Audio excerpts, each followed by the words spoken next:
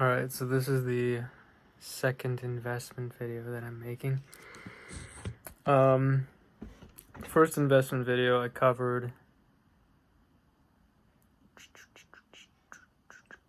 making sure that the money coming in is more than the money going out. Pretty simple concept, but I covered kind of some details on that, so if you haven't seen that, watch the first video. If that was too basic for you, then yeah, we'll go here next, which is you should figure out your risk tolerance, which I think most people probably overestimate, I would say. Well, prior to this, you need to make sure that you're only investing with money that you can afford to lose.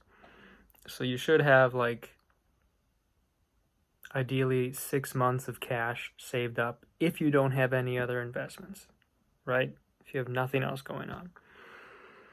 If you have some other investments that are making passive income fairly steadily and consistently, and they're not at risk, much risk, then you don't need as much cash because you can depend on those. But you should have, like, I would say 6 months cash. I'll add in this video, try to get a bank account where you are getting as much return as possible. So I've used Ally Bank for a long time, and they're really good. I have a few other bank accounts, but anything that's like above 3 right now, which is in November of 2025, anything above 3% is pretty good. 3% return on, it's compounded daily on your cash. You certainly don't want to have it in one of those accounts. Some banks will give you like 0.1% per year, which is ridiculous. There's a lot of banks that will give you a higher rate if you have direct deposit set up. So you can, I won't go into too much detail on that. You can do your own research, and sometimes they change rates, so you gotta watch that. Sometimes they have high introductory rates and then they change them. So yeah, you gotta kind of stay watching that. But for your cash, have it in a high interest savings account or money market account, something like that.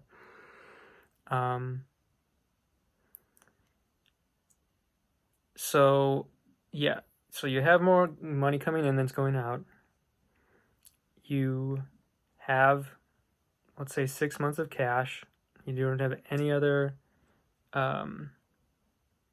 major issues. If you have debt, it's taken care of. That you're still making sure that your income is covering that debt, right? That should be already understood when I say that your income is more than what's going out. Okay, so let's say you're getting an extra $100 a month or a week, or you're getting $1,000 or whatever it is, whatever amount it is. You should be trying to put towards investment as much as you can, as soon as you can.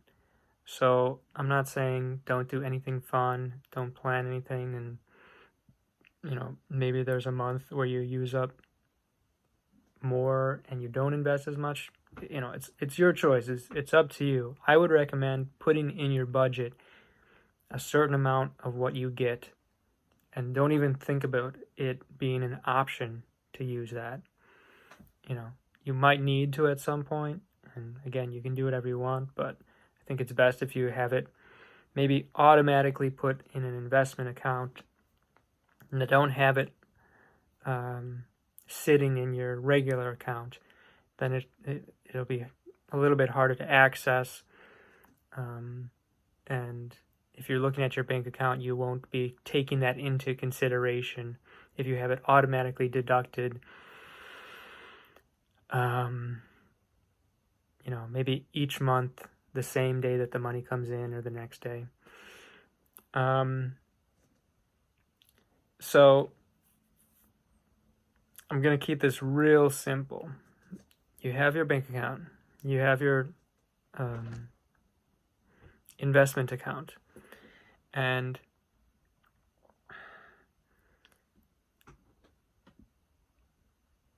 you can just have it automatically done so that it buys the S&P 500, and that's it. Just say $50 the S&P 500 every month. I don't have the calculations in front of me, but in 20 years, you should have a decent amount of money. It's not going to be a crazy amount, $50. But if you can do $1,000, again, it's not going to be an obscene amount of money, but it'll be pretty good amount of money.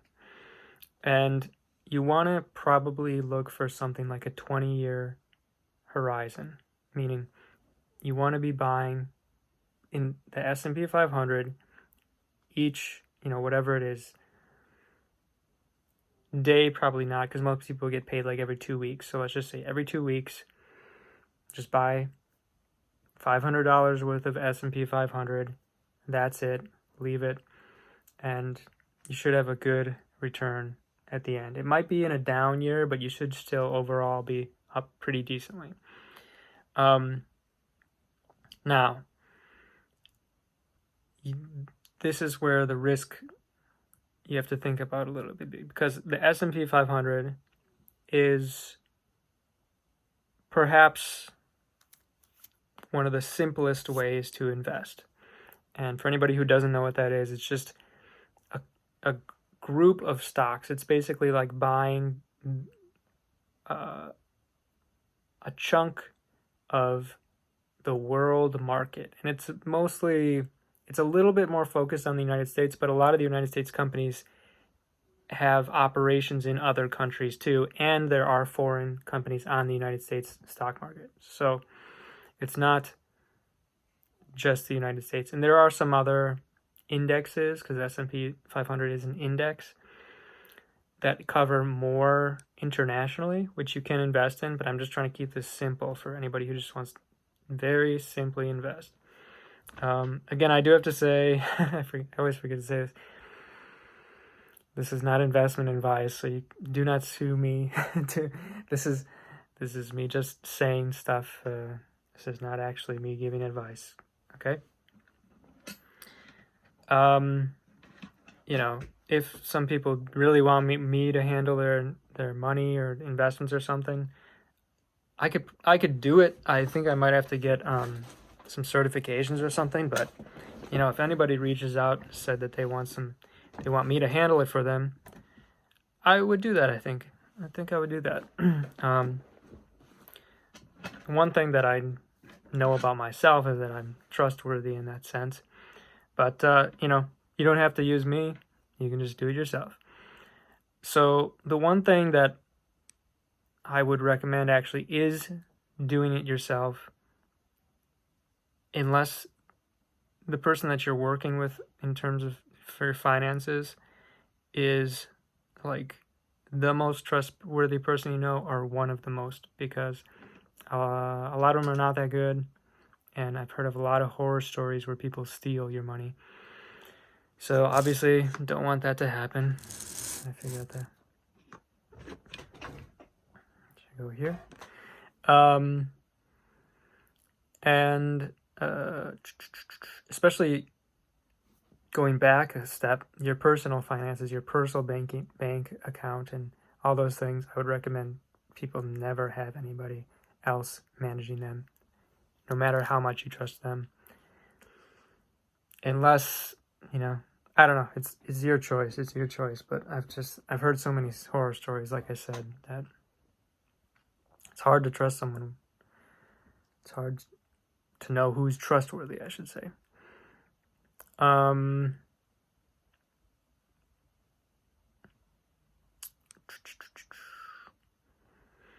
So, yeah, going to risk and risk tolerance, if you do invest in the S&P 500, you're going to have times where the market goes down very significantly. You're going to lose a ton of money, and it's going to be kind of crazy. And especially with AI, could be a big collapse coming up, but it could just shoot up massively. We'll see.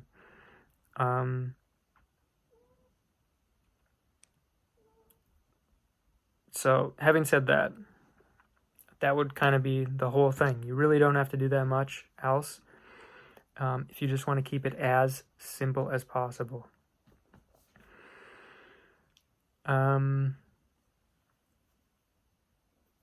go into a little bit of some other things here now. If you would like to get a house, or if you already have a house, that can be an investment.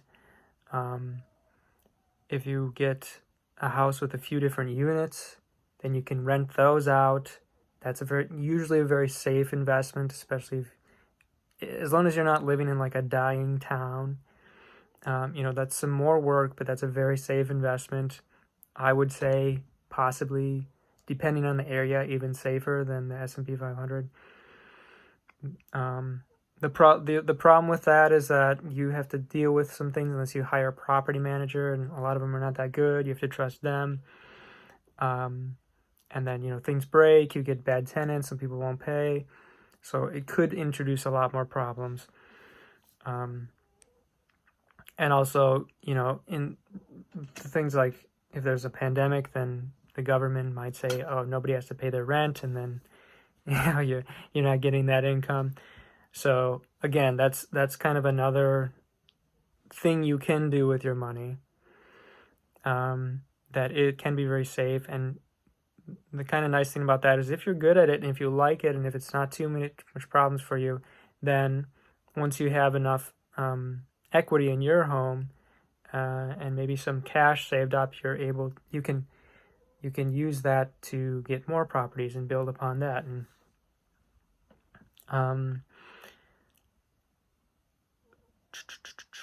your house itself, you do spend money on it. So if you're not renting out any part of it, if it's just a single family home, it will probably appreciate over time, but nothing is a guarantee. But that could be an asset if you end up making a lot of money, selling it in 20 years or something like that. Also, you can rent it out if you go on vacation, if you're just not there for part of the year. Maybe you live with some family in another part of the world, or you could even, if you have a big house, you can rent it out, and then you can rent a smaller place, and then maybe you'll be making more money overall. There's all these different kind of things you can do.